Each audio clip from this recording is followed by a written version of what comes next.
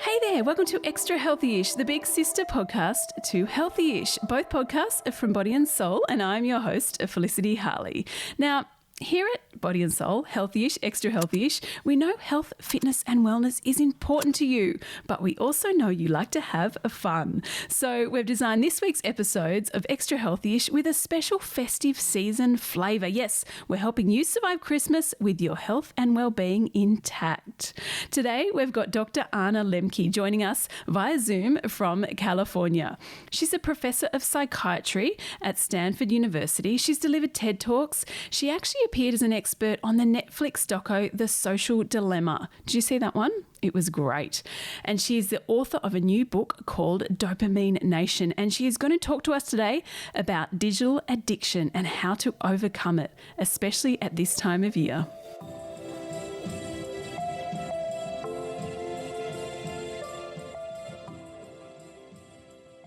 We'll be back after this short break with more from Dr. Anna Lembke. Anna, thank you so much for coming on Extra Healthy-ish. Now, I actually ask this question for everyone who comes on the podcast. How do you stay extra healthy-ish in your life?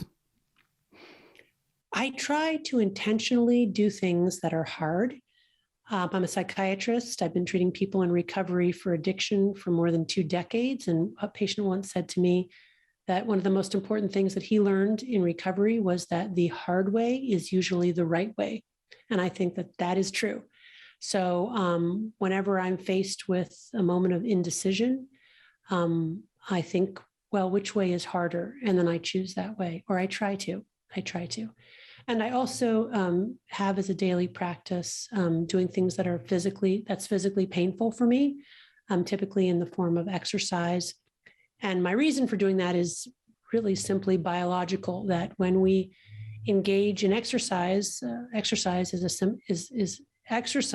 a noxious stimuli for our cells. But in doing so, what we tell our bodies to do is to counteract that noxious stimuli or stimulus by upregulating our own endogenous feel-good hormones like dopamine, like serotonin, like norepinephrine, like our own cannabinoids, our own opioids that our body makes. So I do that on a regular and daily basis in order to keep my homeostatic hedonic set point, my joy set point, in a good place. Yes, I'm with you. I think a lot of listeners are probably on the same, agree with that. We love exercise, but at the same time, we also hate it. That's right. Now, we're here to talk about your new book, Dopamine Nation. Congratulations on that. Now, for those who didn't listen to Healthy-ish, can you just quickly tell us what dopamine is and perhaps why you felt the need to write a book about it? Sure. Dopamine is a chemical that our brain makes. It's essential for the experience of reward, pleasure, and motivation. The difference between things that are addictive and those that are not is that things that are addictive release a lot of dopamine very quickly in the part of our brain called the reward pathway. I wrote Dopamine Nation as a way to help people and have them appreciate that from a neuroscience framework, we're living in a very difficult time in human history. All of our basic survival needs are met and then some. And one of the biggest challenges facing humanity now is this world of incredible overabundance, where we have at the tap of a finger access to a virtually infinite quantity of highly reinforcing drugs and behaviors. And the result is, in fact, to make all of us more depressed and anxious. And in order to understand how that's happening, it's necessary to understand some of the neuroscience of addiction. One of the most important findings in the neuroscience of addiction in the past 50 to 100 years is that the same parts of the brain that process pleasure also process pain, and they work like opposite sides of a balance. When I experience pleasure, my balance tips one way. When I experience pain, it tips the other. Now, one of the overarching rules governing this balance is that it wants to remain level. And our brains will work very hard to restore a level balance after any deviation from neutrality. But the way that the brain does that is by tipping it an equal and opposite amount from the initial stimulus. So I do something pleasurable, like watch a YouTube video. I get a release of dopamine in my brain's reward pathway that tilts my balance to the side of pleasure. But no sooner has that happened than my brain adapts by downregulating my own dopamine production and dopamine transmission. I think of that as these neuroadaptation gremlins hopping on the pain side of my balance. Yes, you've got a great illustration in your book about that. Yes, to bring it level again, but they stay on until I'm tipped an equal and opposite amount to the side of pain before hopping off and going to a level balance. And that's that moment of wanting to watch one more YouTube video. And I think a really key point here is that, again, for every pleasure, there's a price. That price is pain, no matter how momentary. It may even be outside of my conscious awareness. But also, very importantly, with repeated exposure to the same or similar pleasurable stimulus, that initial response to the side of pleasure gets weaker and shorter. That after response gets longer and stronger. In other words, more gremlins hop on the pain side of my balance until eventually, if I keep using that drug, I end up with enough gremlins to fill this whole room. And that is the addicted brain, right? That means now I need to use not to feel good, but just to level the balance and feel normal. And when I'm not using, I'm experiencing the universal symptoms of withdrawal, which is anxiety, depression, etc. Which is why I believe rates of anxiety, depression, and suicide are going up all over the world. It's not because we're traumatized or because of the income gap or because of, COVID. What's that? COVID. Well, yeah, not because of COVID. In fact, COVID was a happier time for many individuals because it was a time to destimulate and slow down. But essentially, it's because we've bombarded our reward pathways with too much dopamine. But I've talked far too long, I realize. I'm sorry. No, it was fascinating. So what happens when we tip it more to, let more gremlins on, I suppose, and the dopamine hits are bigger, faster, more. We deplete our dopamine. We experience mental health problems. What can we do about it? Where do we go to from here? If you think about this pleasure-pain balance and the fact that repeated pleasures ultimately changes the hedonic set point to the side of pain, that's these many, many gremlins now camped out, barbecues and tents in tow on the pain side.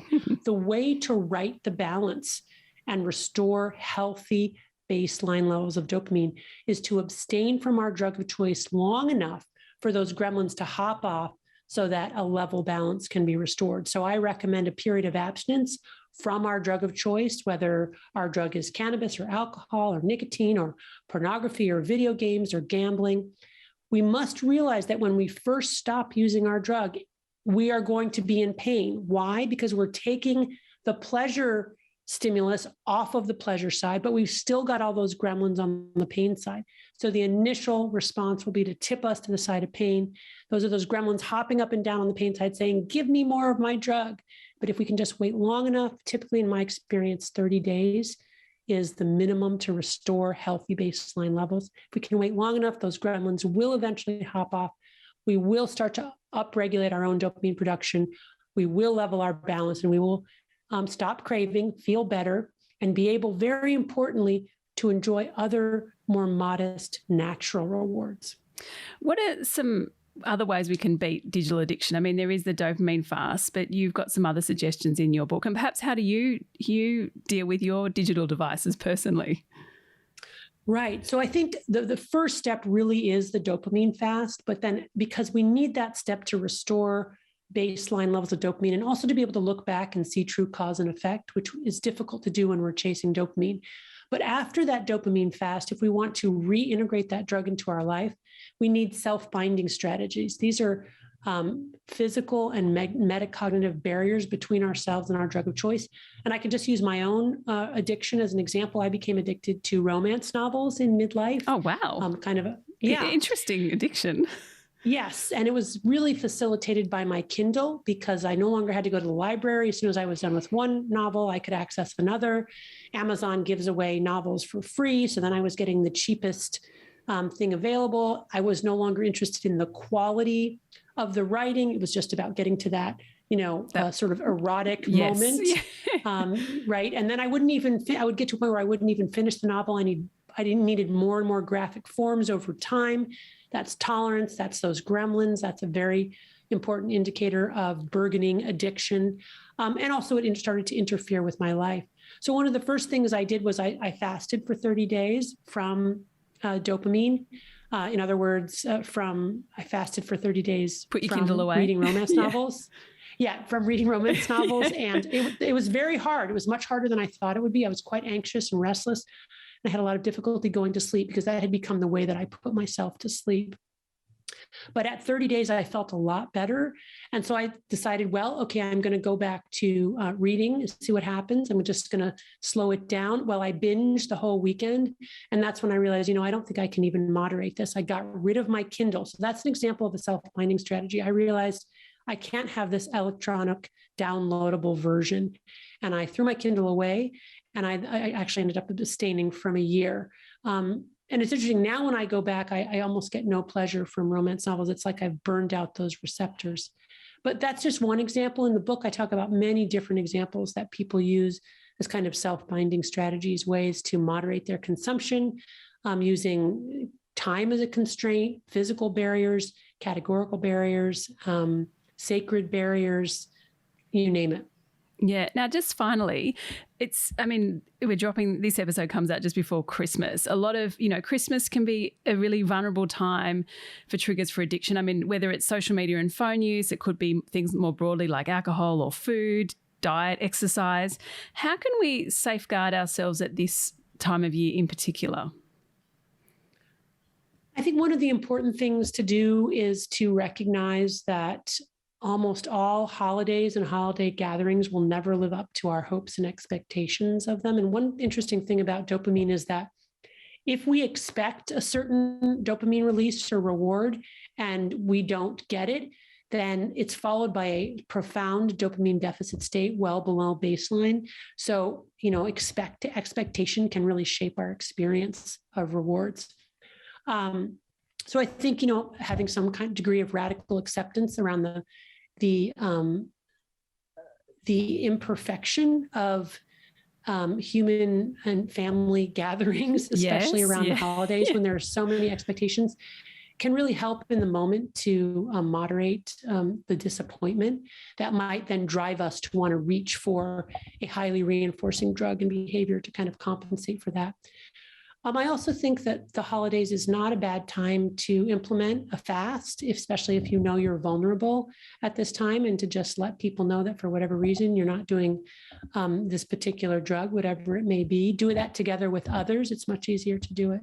And then, of course, to try to find, rewards through human attachment or spiritual pathways that are a good source of dopamine, but are relatively immune to this kind of addictive process. They're not invulnerable to that process, but they're relatively immune to it. Anna, thank you so much for coming on Extra Healthy-ish. You're very welcome, and happy holidays to you. Oh, yes. Merry Christmas. Yeah.